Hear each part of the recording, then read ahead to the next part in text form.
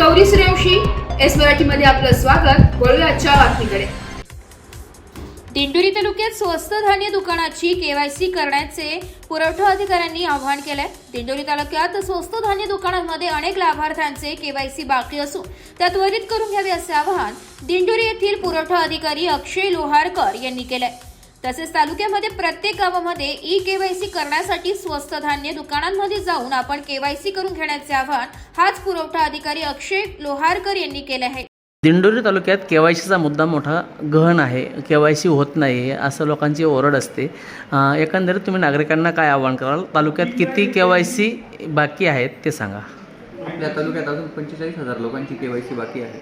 ती केवायसी करण्यासाठी नागरिकांनी जवळच्या स्वस्त धान्य दुकानात जाऊन किंवा आपल्या मोबाईलवर मेरा केवायसी जे ॲप आहे शासनाचं त्याच्यावर केवायसी करायची आहे। एकंदरीत किती बाकी आहेत? अजून आपले 45,531 लाभार्थी केवायसी करण्याचे बाकी आहेत। तालुक्यात 1,98,000 लोकांनी केवायसी केली आहे।